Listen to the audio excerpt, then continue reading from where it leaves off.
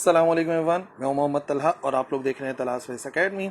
आज second year chemistry का एक लेक्चर कवर कर रहे हैं। हमारा chapter number 3 chemistry of S block elements continue है। एस ब्लॉक एलिमेंट्स के बारे में बात कर रहे हैं और आज जो है लास्ट लेक्चर होगा इस चैप्टर का, जिसमें डिस्कस करेंगे हम लोग compounds of alkaline earth metals. तो हमारे सिलेबस के अंदर 3 कंपाउंड्स हैं अल्कलाइन अर्थ मेटल्स के। उनके बारे में आपको क्या क्या नॉलेज होनी चाहिए कि वो कंपाउंड जो है वो नेचर में किस फॉर्म में मिल रहा है, अकरेंस मालूम होनी चाहिए। अगर उसको प्रिपेयर किया जाता है थोड़ा बहुत चेंजेस के साथ तो कैसे प्रिपेयर किया जाता है, ठीक है, फिर उसको कैसे यूज़ किया जाता है, ये सारी बातें जो है ना हम लोग डिस्कस करेंगे आज के लेक्चर में। तो सबसे पहले बात करते हैं पहले कंपाउंड के बारे में। जो पहला कंपाउंड है वो है मैग्नीशियम सल्फेट।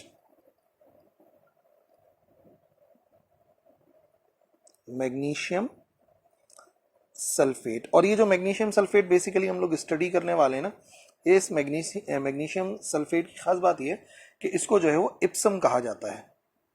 ये इप्सम कहलाता है और ज़्यादातर तो जो है वो इप्सम सॉल्ट के तौर पे जाना जाता है। और वैसे अगर फार्मूला देखा जाए तो इसका फार्मूला होता है MgSO4। ठीक है, अच्छा, अब इप्सम सॉल्ट के बारे में जो पहली बात आपको मालूम होनी चाहिए कि ये जो इप्सम सॉल्ट है ये बेसिकली कैसे अकरेंस होती है इसकी। तो पहली बात जो है वो मैं आपको बताऊंगा कि ये नेचर में किस तरीके से पाया जाता है, और मैंने बताया बारी बारी हम लोग इसको इसी तरीके से स्टडी करेंगे। तो याद रखो मैग्नीशियम सल्फेट जो है वो नेचर में पाया जाता है एज कैसेराइट, जो कि है MgSO4H2O, ठीक है ना। हाइड्राइड की फॉर्म में पाया जाता है, एनहाइड्राइड की फॉर्म में पाया जाता है, जैसे कि आपको नजर आ रहा है MgSO4H2O, पानी मौजूद होता है। और फिर अब हमें जो है वो इससे पानी को खत्म करना होता है और इप्सम सॉल्ट बनाना होता है। तो इप्सम सॉल्ट को बनाने के लिए जो रिएक्शन है वो भी आपको समझाते हैं कि किस तरीके से जो है वो रिएक्शन कराए जाते हैं। ये आ जाएगा नंबर 2 कि किस तरीके से हम उसको प्रिपेयर करते हैं। मैंने बताया ना, सबसे पहले आपको ये पता होना चाहिए कि वो किस फॉर्म में पाया जा रहा है। तो वो पाया जा रहा है केसराइट यानी कि MgSO4.H2O यानी कि वाटर उसके साथ मिक्स होता है, इस फॉर्म में पाया जाता है। अब हमें क्या करना है, हमें इसको प्रिपेयर करना है। प्रिपेयर करने के लिए सल्फ्यूरिक एसिड जो है उसको इस्तेमाल किया जाता है मैग्नीशियम मेटल के साथ, और फिर जो है वो ऑक्साइड, हाइड्रोक्साइड और कार्बोनेट वगैरह। तो मैं आपको समझाता हूँ।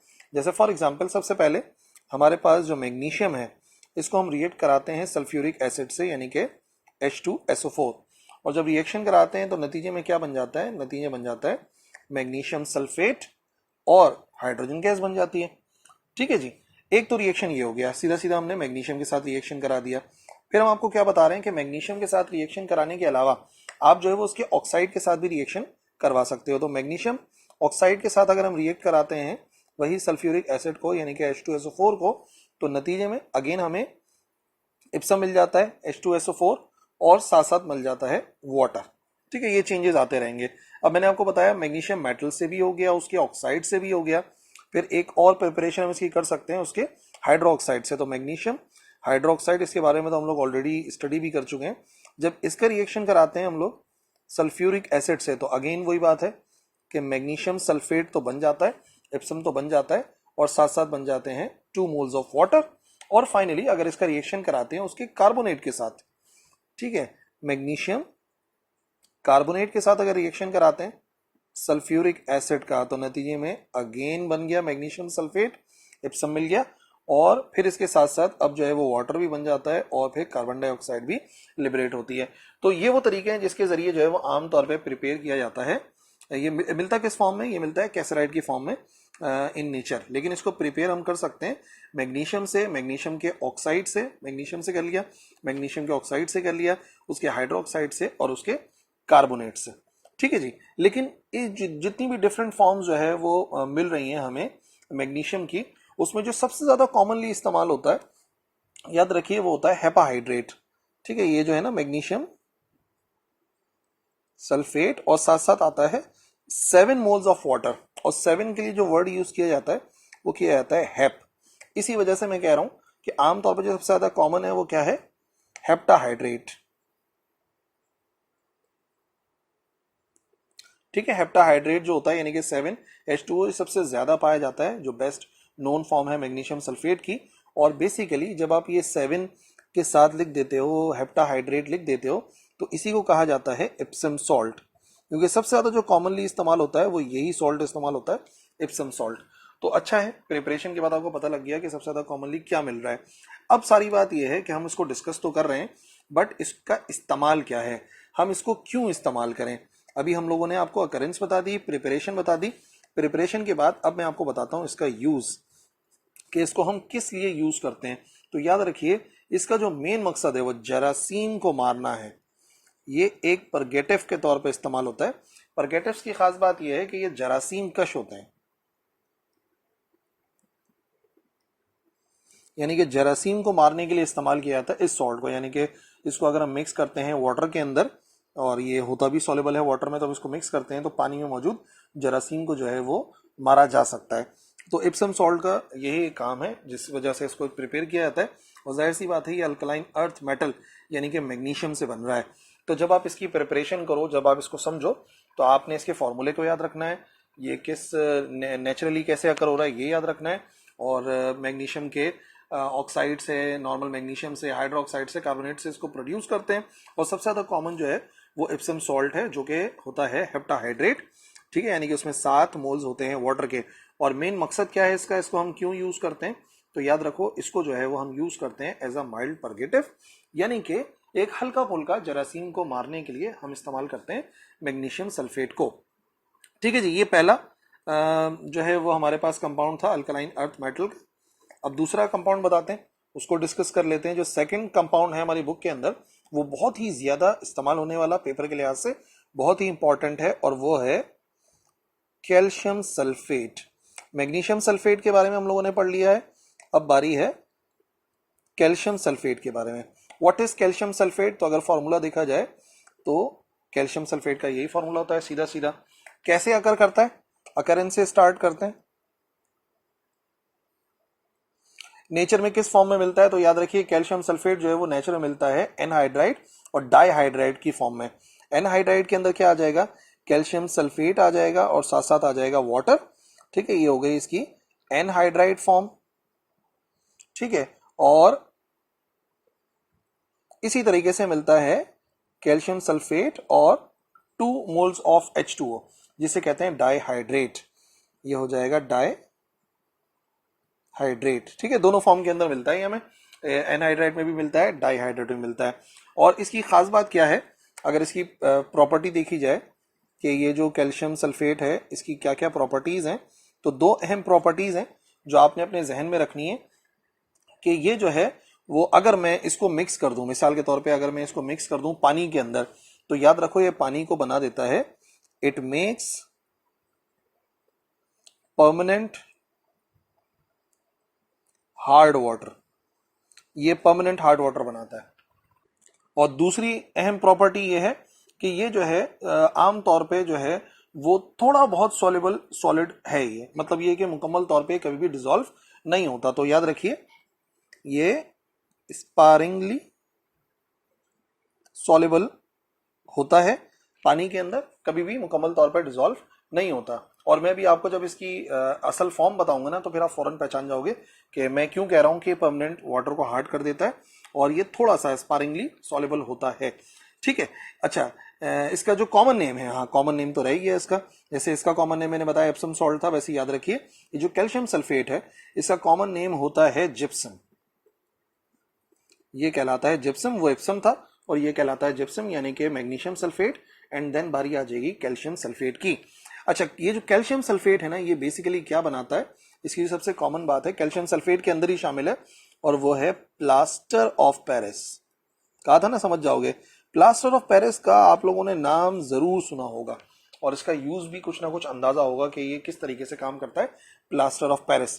तो प्लास्टर ऑफ पेरिस कब बनता है, कि अगर हमारे पास जिप्सम है और उसको हम हीट करें अबाउट 100 डिग्री सेल्सियस पे, तकरीबन 100 डिग्री सेल्सियस पे अगर मैं हीट करता हूं हमारे जो है वो जिप्सम को, तो नतीजे में वो क्या करता है, नतीजे में वो कुछ पानी को जो है वो लूज कर देता है, जो भी उसके अंदर पानी होता है, क्योंकि मैंने अभी आपको बताया ये एनहाइड्राइड और डाइहाइड्राइड की फॉर्म में पाया जाता है। तो जो ये हाइड्राइड होता है या डाइहाइड्राइड होता है, इसको ये लूज कर देता है और कन्वर्ट हो जाता है कैल्शियम सल्फेट हेमीहाइड्रेट। और हेमी का मतलब होता है 1/2। ठीक है, ये फिर किस में कन्वर्ट हो जाएगा, ये कन्वर्ट हो जाएगा कैल्शियम सल्फेट हेमीहाइड्रेट। हेमीहाइड्रेट का मतलब हो गया कि हाफ मोल ऑफ वाटर, और यही जो हाफ है ना, ये कैल्शियम सल्फेट हाइड्रेट, इसी को दरअसल कहते हैं प्लास्टर ऑफ पेरिस, जिसका अगर मैं आपको फॉर्मूला बताऊं तो वही है कैल्शियम सल्फेट है, लेकिन इसके साथ डाईहाइड्राइड नहीं आ रहा, एनहाइड्राइड नहीं बल्कि हेमीहाइड्रेट आ रहा है, तो ये होता है 1/2H2O, ठीक है ना। और ये बन जाता है plaster of Paris. Plaster of Paris बड़ा बेहतरीन एक प्लास्टर है जो कि आपने देखा है कि मोल्ड वगैरह बनाने के लिए इस्तेमाल किया जाता है, और प्लास्टर ऑफ पेरिस जो है वो पेंट वगैरह के अंदर भी इस्तेमाल किया जा रहा है, चीज़ों को बनाने के लिए इस्तेमाल किया जाता है, ठीक है। और जैसे कि नाम है इसका प्लास्टर ऑफ पेरिस, बहुत सारे ममालिक के अंदर आम तौर पे सीमेंट से ज़्यादा प्लास्टर ऑफ पेरिस को इस्तेमाल किया जाता है बनाने के लिए, बिकॉज बहुत जल्दी खुश्क हो जाता है, तो जहाँ पर भी कंस्ट्रक्शन बहुत फास्ट करनी होती है वहाँ पे प्लास्टर ऑफ पेरिस को यूज़ करते हैं।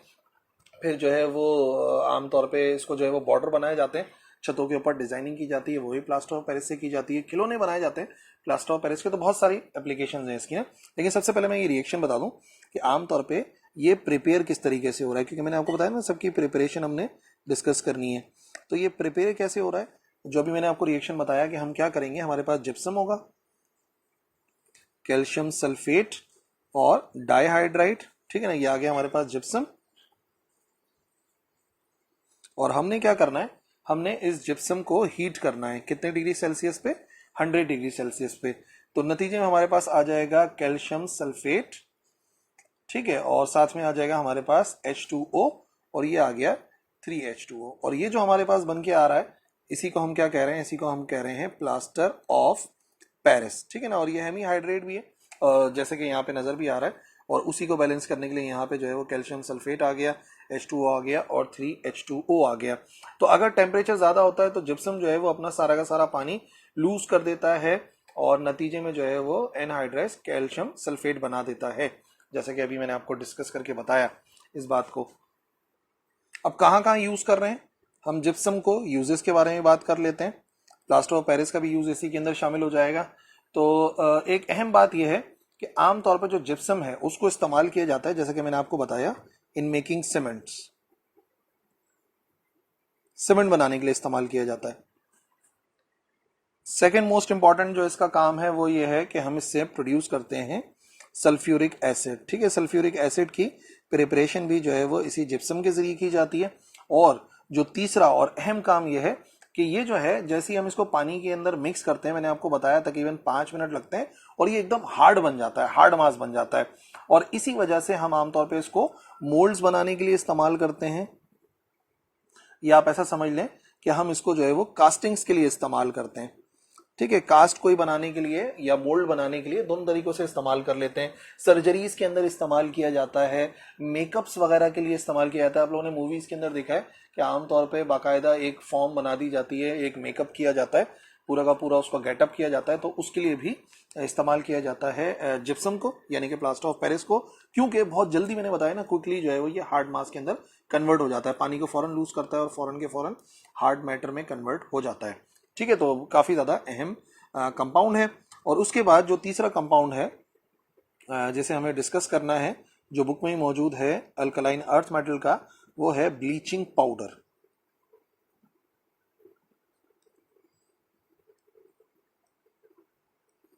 ब्लीचिंग पाउडर जो है, यानी कि ब्लीच करने के लिए जो इस्तेमाल हो रहा है, बेसिकली कलरिंग के लिए इस्तेमाल हो रहा है। वैसे तो और भी इसके बहुत सारे काम है, ठीक है ना, वो भी हम डिस्कस करेंगे आगे, लेकिन पहले जो है वो ब्लीचिंग पाउडर का थोड़ा सा इंट्रोडक्शन हो जाए।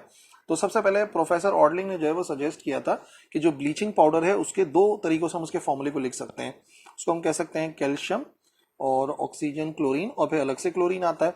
नहीं तो उसको लिखने का तरीकेकार ये भी है कि कैल्शियम है, ऑक्सीजन है और Cl2 है, ठीक है। तो जो परसेंटेज है क्लोरीन की, उसके मुताबिक यही स्ट्रक्चर जो है वो सजेस्ट किया जाता है। कैसे प्रिपेयर करते हैं ब्लीचिंग पाउडर को,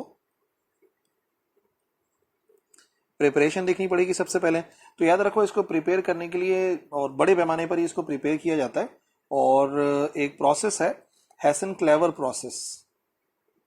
हैसन क्लेवर प्रोसेस को इस्तेमाल किया जाता है इसको बनाने के लिए। और ये जो प्लांट है ना, इसके अंदर बहुत सारे आयरन के सिलेंडर्स होते हैं, जिसके अंदर क्लोरीन को जो है वो सिर्फ और सिर्फ जो है वो लाइम के साथ मिक्स किया जाता है, स्लैक लाइम के साथ मिक्स किया जाता है, और नतीजे में जो है वो बन जाता है हमारे पास ब्लीचिंग पाउडर।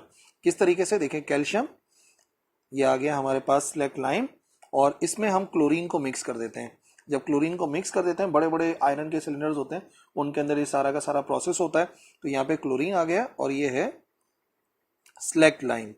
इसको मिक्स कर देते हैं क्लोरीन के साथ, तो नतीजे में हमारे पास बन जाता है कैल्शियम ऑक्साइड, और ये आ गया क्लोरीन साथ में कंबाइन होके और कुछ अमाउंट ऑफ वाटर। और यही जो लिखा हुआ नजर आ रहा है, इसी को मैंने बताया ये क्या चीज़ है, ये है ब्लीचिंग पाउडर, जिसको इस्तेमाल किया जाता है। नाम ही जाहिर कर रहा है कि इसको आमतौर पे इस्तेमाल किया जाता है ब्लीचिंग के लिए। ठीक है जी। और फिर बाकी उसको जो है वो कलेक्ट कर लेते हैं। अच्छा, इसकी प्रॉपर्टी क्या है, किस किस्म का होता है ये, तो इसकी एक बड़ी ख़ास बात है जिसको आप याद रखोगे, और वो जाहिर सी बात है स्ट्रक्चर में मौजूद है। इसकी प्रॉपर्टी ये है कि इसकी जो स्मेल होती है वो बिल्कुल क्लोरीन की तरह होती है। सबसे पहली बात यह है कि ये वाइट एमॉर्फस सॉलिड होता है, कोई खास शक्ल नहीं होती, क्रिस्टलाइन नहीं होता, ये एमॉर्फस होता है। ठीक है, कोई इसकी शक्ल नहीं होती। और दूसरी बात यह है कि जो इसकी स्मेल है, स्मेल लाइक क्लोरीन, ये ना क्लोरीन की तरह स्मेल करता है। तो क्लोरीन गैस की जो स्मेल है बिल्कुल वैसे ही, अगर कहीं पे ब्लीचिंग पाउडर के यकीन कहीं ना कहीं इसको आपने सूंघा तो होगा ना यार, क्लोरीन की खुशबू आती है, जो कि आमतौर पर डिसइंफेक्टेंट के तौर पे इस्तेमाल की जाती है, स्टेरिलाइजेशन के लिए इस्तेमाल की जाती है। क्लोरोफॉर्म की जो खुशबू होती है काफ़ी हद तक जो है वो उससे मिलती जुलती होती है। तो ये हो गई इसकी प्रॉपर्टी। ठीक है, प्रॉपर्टी के अलावा ये किस तरीके के रिएक्शन करता है उसको डिस्कस करके फिर हम जो है वो इसके यूजेस की तरफ आ जाएंगे, क्योंकि आखिरी बात इसके बारे में हमें यूजेस ही बताने हैं। इसके क्या क्या रिएक्शन है, वन बाय वन रिएक्शन समझते हैं। सबसे पहली बात यह है कि आमतौर पर अगर हमें क्लोरीन को प्रोड्यूस करना है, पहला तरीकेकार क्या होगा, प्रोडक्शन ऑफ क्लोरीन। इसके जरिए हम क्लोरीन को कैसे प्रोड्यूस करते हैं, तो याद रखो कि अगर हमारे पास ब्लीचिंग पाउडर है और इस ब्लीचिंग पाउडर को में हम पानी को मिक्स करते हैं, तो नतीजे में क्या होता है, वही वाला रिएक्शन होगा कि स्लेक्ट लाइम अलग हो जाएगा। ठीक है, और नतीजे में हमारे पास क्लोरीन गैस मिल जाएगी। ठीक है, तो ये वो रिवर्स वाला प्रोसेस हो गया। उसी प्रोसेस को हमने क्या कर दिया, उसी प्रोसेस को हमने रिवर्स कर लिया। पहला तो ये हो गया। क्लोरीन को प्रोड्यूस करने का एक और तरीकेकार भी है कि इसी को जो है अगर हम मिक्स कर देते हैं किसी एसिड के साथ, तो एसिड के साथ मिक्स करने के बाद भी क्लोरीन प्रोड्यूस हो जाएगी, लेकिन बनेगा कुछ और। इस मरतबा कैल्शियम क्लोराइड बनेगा और वाटर बनेगा, और फिर इसी तरीके से क्लोरीन गैस प्रोड्यूस हो जाएगी। सेकेंडली इसको इस्तेमाल किया जाता है प्रोडक्शन ऑफ कैल्शियम कार्बोनेट को, कि अगर कैल्शियम कार्बोनेट प्रोड्यूस करना है, प्रोडक्शन ऑफ कैल्शियम कार्बोनेट, तो भी इसको यूज करते हैं। और किस तरीके से, सिर्फ मॉइस्चर है, अगर यही ब्लीचिंग पाउडर जो है वो एयर से मॉइस्चर को एब्जॉर्ब कर ले और कार्बन डाइऑक्साइड को एब्जॉर्ब कर ले, तो नतीजे में जो है ये कन्वर्ट हो जाता है कैल्शियम कार्बोनेट में। ठीक है, और फिर कैल्शियम क्लोराइड भी बन जाता है, और साथ साथ यहाँ पर हमारे पास HOCl भी फॉर्म हो जाता है। तो इस तरीके से जो है वो इसको, मतलब समझ लो इसके तीन किस्म के रिएक्शन है। एक जो है ये एसिड के साथ रिएक्शन करता है वाटर के साथ, और दूसरा मॉइस्चर को एब्जॉर्ब करके कार्बन डाइऑक्साइड के साथ भी रिएक्शन करता है। और इन्हीं रिएक्शन के बेसिस के ऊपर अगर देखा जाए तो ब्लीचिंग पाउडर किस किस काम में यूज हो रहा है, तो सबसे पहला जो इसका मकसद है कि हम जो है वो इसको ड्रिंकिंग वाटर को स्टेरिलाइज कर सकते हैं। तो पहला काम हो जाएगा स्टेरिलाइजेशन ऑफ ड्रिंकिंग वाटर। तो ये जितने भी वाटर ट्रीटमेंट प्लांट्स होंगे आप लोगों ने अपने इर्द गिर्द लाजमी देखे होंगे, स्पेशली कराची के अंदर जहाँ पानी अवेलेबल नहीं है, वहाँ पे ये बहुत हैं कॉमन जो है वो पानी जो RO प्लांट लगे हुए होते हैं। तो वो जो है वो अगर वो वाकई सही से काम कर रहे हैं तो यकीनन वो स्टेरिलाइज कर रहे होंगे, और अगर वो स्टेरिलाइज कर रहे होंगे ड्रिंकिंग वाटर को, तो वो इस्तेमाल कर रहे होंगे ब्लीचिंग पाउडर। ठीक है, ये भी है। फिर अब जैसा कि इसका नाम ही है ब्लीचिंग पाउडर, तो इसके जरिए जो है वो हम ब्लीच करते हैं, ब्लीचिंग ऑफ कॉटन। ठीक है, कॉटन को भी ब्लीच कर सकते हैं, रंग चढ़ा सकते हैं उसके ऊपर, लिनन को भी करते हैं और पेपर को भी करते हैं। ठीक है, पेपर पल्प की भी जो है वो इसकी ब्लीचिंग कर सकते हैं, जो कि इसका मेन मकसद है। और जैसे कि मैं आपको बता चुका हूं कि इसको इस्तेमाल किया जाता है फॉर प्रोडक्शन ऑफ, क्या क्या प्रोड्यूस करने के लिए, क्लोरीन गैस की प्रोडक्शन के लिए, और इसको इस्तेमाल करते हैं क्लोरोफॉर्म प्रोड्यूस करने के लिए। ठीक है, क्लोरोफॉर्म के बारे में हमने लाजमी तौर पर डिस्कस करना है in organic chemistry, already discuss कर चुके हैं, बहरहाल लेक्चर देख सकते हो अगर क्लोरोफॉर्म के बारे में कुछ जानना है। ठीक है भाई, तो ये थे आज के वो तीनों कंपाउंड जिनके बारे में हमने पढ़ना था। ब्लीचिंग पाउडर के बारे में हमने स्टडी करा, हमने जिप्सम के बारे में, जिप्सम में प्लास्टर ऑफ पेरिस के बारे में भी स्टडी कर लिया, और फिर इप्सम सबसे पहले हमने डिस्कस किया था। तो ये है compounds of alkaline earth metals. I hope समझ में आ गए होंगे। अगर कोई क्वेश्चन है तो बिल्कुल लिख देना कमेंट सेक्शन में, I will reply. That's all for today.